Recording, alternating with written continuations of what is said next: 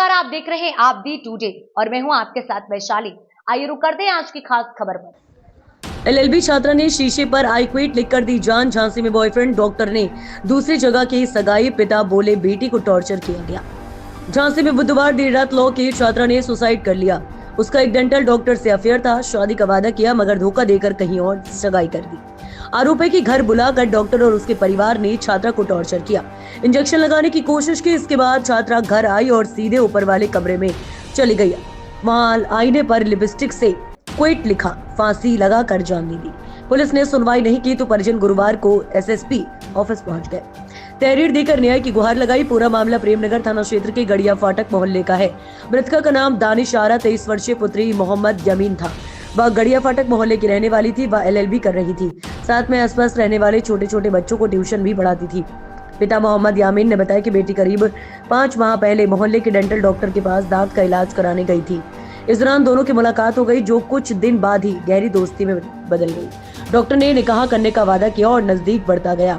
पिता मोहम्मद यामीन ने बताया कि बेटी को धोखा देकर डेंटल डॉक्टर ने 2 अप्रैल 2025 को एक होटल में किसी और लड़की से सगाई कर ली है।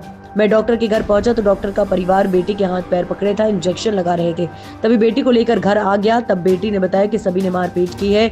मां नसीम बानो ने बताया ऊपर वाले कमरे में चली गई बेटी। थोड़ी देर बाद देखने गए तो दरवाजा अंदर से बंद था। खिड़की से देखा तो बेटी पंखे पर दुपट्टा से फंदा बनाकर लटकी हुई थी। सीओ सदर लक्ष्मीकांत गौतम ने बताया कि छात्रा के शव को कब्जे में लेकर पोस्टमार्टम करवाया जा रहा है। पूरे मामले की जांच की जा रही है। नसीम बानो। नसीम जी, कौन खत्म हो गए? मेरी बेटी। कैसे खत्म हो गई? अरे रात में अच्छी खासी सोई, सुबह उसने डॉक्टर साहब ने बुलाया। मकसूद डॉक्टर था, उसका बेटा असद डॉक्टर था, उसकी बीवी थी असद मकसूद डॉक्टर की, उसकी लड़की थी और सेंट उमर से जावेद गुड्डू थे, उसकी बीवी नुसरत थी।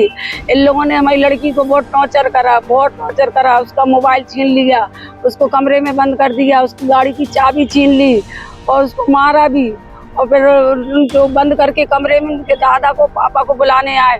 उनके दादा पापा गए तो वो बहुत रो रही थी। वो कह रहे बता, कह रहे इससे पूछो, ये बताएगा कुछ।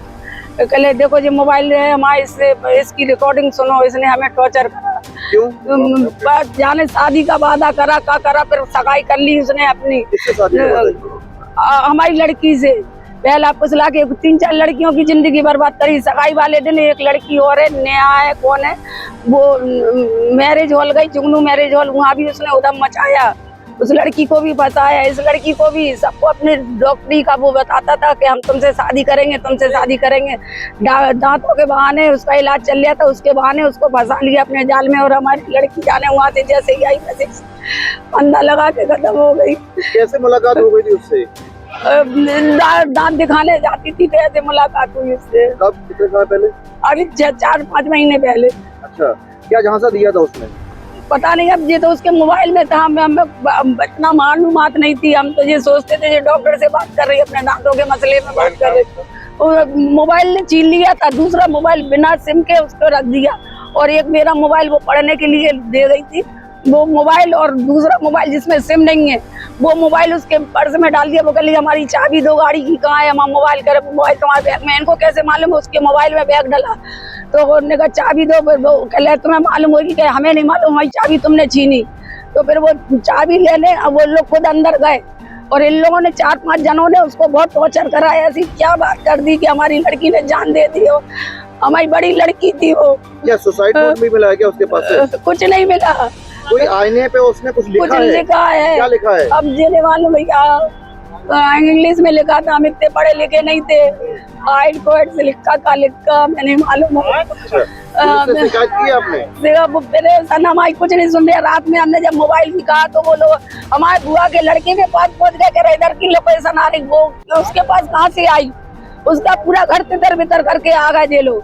फिर हमारे कमरे में आए जहाँ वो उसने सुसाइड करी, वहाँ आए लगे किसी ने देखा तो नहीं है। उन्होंने कहा नहीं कोई नहीं गया। जबकि हमारी लड़की और 4-5 जनों ने देखा, वो डिब्बा खंगोला, उसमें कुछ नहीं था, बस बालों का स्टेशनर था, वो बाल सीधे करने वाला। उसमें के अंदर कैसे मोबाइल उन लोगों ने रख दिया। फिर उसके उन्हीं लोगों को मोबाइल मिला, जबकि हमारी लड़की ने तार पे चढ़ के सब देख लिया था। पूरा घर, पूरे बिस्तर सब देख लिया था कि इसका मोबाइल आखिर गया तो कहाँ गया।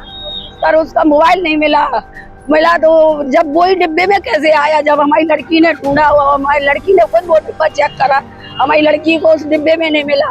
बाद में पुलिस को मिल गया चेक। FIR हो गई? हाँ हो गई, नहीं हुई। लोकेशन उनको पोती थी, ये पोती। कैसे खत्म हो गई, क्या देखा आपने? हमको वहाँ बुलाया गया, कहाँ पे? डॉक्टर मसूद के अस्पताल में। तो वहाँ जाके हमने देखा तो पहले पोर्शन को छोड़ के दूसरे डेंटल अस्पताल है, उसमें उसको 3-4 घेरे बैठे थे। 3 औरतें थी और गुड्डू सर जो सेंट उमर के सर हैं वो थे, और डॉक्टर मसूद और मसूद का लड़का। ये उसको कुछ कह रहे थे, हमारी समझ में कुछ नहीं आ रहा था।